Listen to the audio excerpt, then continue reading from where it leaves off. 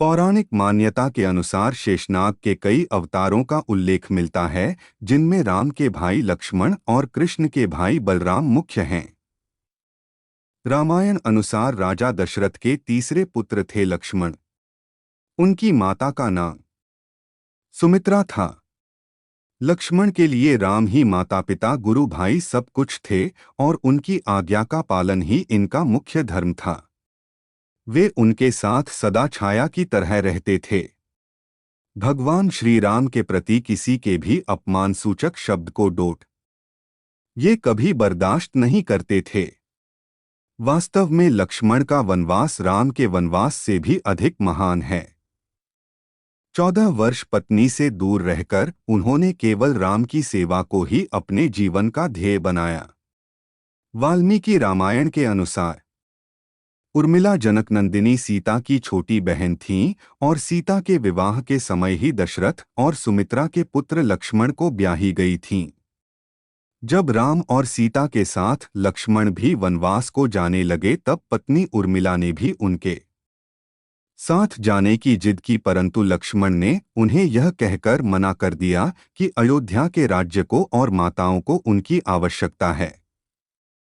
उर्मिला के लिए यह बहुत कठिन समय था, ऐसे में जबकि वह नववधू थी और उसके दाम्पत्य जीवन की तो अभी शुरुआत ही हुई थी। लक्ष्मण के वनवास जाने के बाद उर्मिला के पिता अयोध्या आए और उर्मिला को मायके चलने का अनुरोध करने लगे ताकि मां और सखियों के सान्निध्य में उर्मिला का पति वियोग का दुख कुछ कम हो सके। परंतु उर्मिला ने अपने मायके मिथिला जाने से इनकार करते हुए कहा कि पति की आज्ञा अनुसार पति के परिजनों के साथ रहना और दुख में उनका साथ न छोड़ना ही अब उसका धर्म है।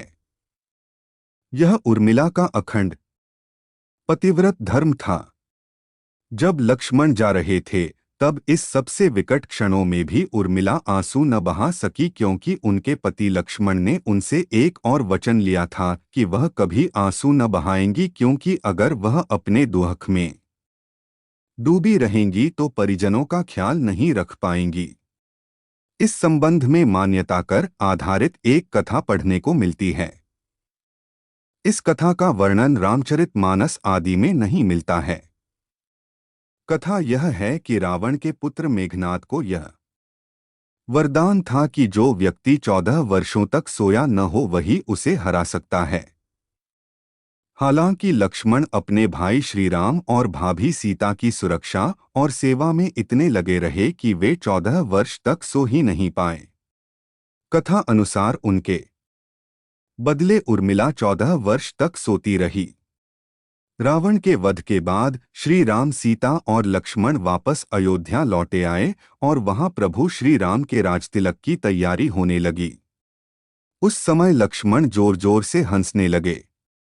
जब लक्ष्मण से इस हंसी का कारण पूछा तो उन्होंने जो कहा कि सारी उम्र उन्होंने इसी घड़ी का इंतजार किया था कि मैं अब श्री राम का राजतिलक होते हुए देखूंगा, लेकिन अब उन्हें निद्रा देवी को दिया गया वो वचन पूरा करना होगा जो उन्होंने वनवास जाने के पहले दिया था। दरअसल निद्रा ने उनसे कहा था कि वह 14 वर्ष के लिए उन्हें परेशान नहीं करेंगी और उनकी पत्नी उर्मिला उनके स्थान पर सोएंगी। निद्रा देवी ने उनकी यह बात एक शर्त पर मानी थी कि जैसे ही वह अयोध्या लौटेंगे उर्मिला की नींद टूट जाएगी और उन्हें सोना होगा। लक्ष्मण इस बात पर हंस रहे थे कि अब उन्हें सोना होगा और वह राम का राजतिलक नहीं देख पाएंगे। उनके स्थान पर उर्मिला ने यह रस्म देखी थी। लक्ष्मण के उर्मिला से अंगद और चंद्रकेतु नाम के 2 पुत्र तथा सोमदा नाम की एक पुत्री उत्पन्न हुई। अंगद ने अंगदियापुरी तथा चंद्रकेतु ने चंद्रकांतापुरी की स्थापना की थी। उर्मिला के पतिव्रत का बल। एक अन्य कथानुसार लक्ष्मण की विजय का मुख्य कारण उर्मिला का पतिव्रत था। मेघनाद के वध के बाद उनका शव श्री राम जी के युद्ध शिविर में रखा हुआ था। उस शव को मेघनाद की पत्नी सुलोचना लेने आई। पति का छिन्न शीश देखते ही सुलोचना का हृदय अत्यधिक द्रवित हो गया। वह रोने लगी। रोते रोते उसने पास खड़े लक्ष्मण की ओर देखा और कहा, सुमित्रानंदन, तुम भूल कर भी गर्व मत करना कि मेघनाद का वध मैंने किया है। मेघनाद को धराशायी करने की शक्ति विश्व में किसी के पास नहीं थी। यह तो दो पतिव्रता नारियों का भाग्य था। अब आप सोच में पड़ गए होंगे कि निद्रा देवी के प्रभाव में आकर अगर उर्मिला 14 साल तक सोती रहीं तो सास और अन्य परिजनों की सेवा करने का लक्ष्मण को किया वादा उन्होंने कैसे पूरा किया। तो उत्तर यह है कि सीता माता ने अपना एक वरदान उर्मिला को दे दिया था। उस वरदान के अनुसार उर्मिला एक साथ 3 कार्य कर सकती थीं।